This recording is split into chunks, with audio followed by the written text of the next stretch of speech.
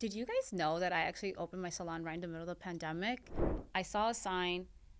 I called the landlords and I negotiated, made a great deal. Once I hit that, I realized that I actually have no personal life. Today, 3 years later of having my salon up and running, what I have learned and realized is that the salon is no longer a baby. Hi, this is Cindy, your hair wife, and welcome to What She Said.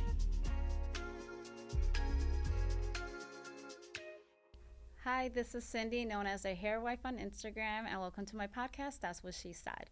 Today's episode, I want to focus on energy and motivation and what I do in my lifestyle to keep me going as a single mother and as a business owner and just as a woman in general. Because if you're a woman, you know that we have so much on our plate, whether you have children or not, right? But when I was going through my divorce, I used to watch YouTube videos every morning while I was getting ready for work and prepping breakfast for my children. Les Brown was personally my favorite. I highly recommend that you YouTube him. It I fooled myself into thinking I was successful when I was on food stamps. Like I told myself, I am such a successful badass mom. And here I am on food stamps, like living paycheck to paycheck. But I just feel that your mind is so strong. And if you tell yourself that, you will become that. And that's just what I did. You can ask my children. They were so sick of these YouTube videos. Like they would be eating breakfast and you would have like Les Brown in the background talking about you are a lion or a lioness. And they're like, this is so cheesy. They didn't understand.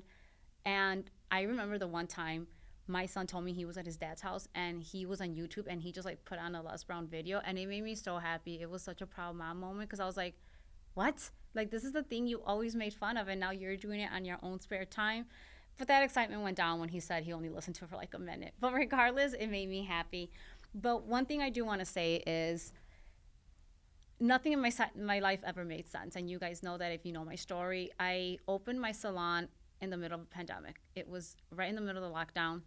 And it's not like if I'm crazy to plan it that way, it just happened. My friends for years were telling me it's time to open your own salon. And I always say, I will do it when the time is right. I'm not going to sit here and struggle financially just to have like the ego of being a salon owner. It doesn't work that way for me. I'm very comfortable renting a station, working for somebody else. Again, I love that part of life. I was driving to the gym right in the middle of the pandemic. I saw a sign. I called the landlords and I negotiated, made a great deal because I think nobody knew what was happening. If you guys remember, this was like in May. Like nobody knew what was going on. We didn't know the world was going to open up again. We were like definitely not allowed to be working. And I guess in the landlord's eyes, they were like, we have somebody who's interested in renting out this space. Let's just give her this amazing deal. And I made sure to like lock that in for 5 years. So what I found while opening my own salon was balance. And I think how that rolls out is I was able to pick up my kids from school, bring them to the salon where they were actually comfortable and they didn't just like hate being there because to them it's like this is mom's. They sat on the couch, did their homework, they went to the back room, ate. It wasn't like where I was renting out a station and they were like just not comfortable being there. That's how I actually started to form balance, I should say.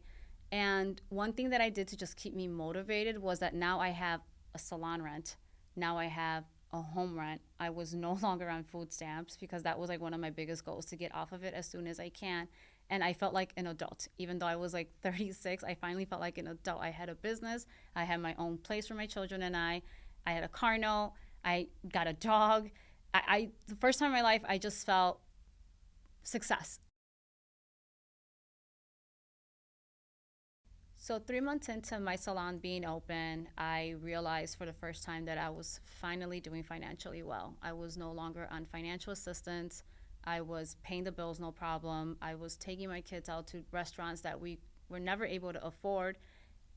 Once I hit that, I realized that I actually have no personal life because all I did was work.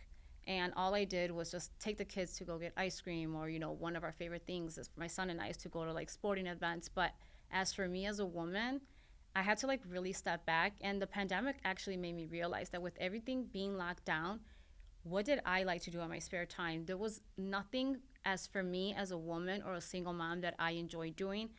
So I don't know if I want to say reinvent myself. I had to like do some digging on what made me happy. One thing that I always did that made me happy was working out.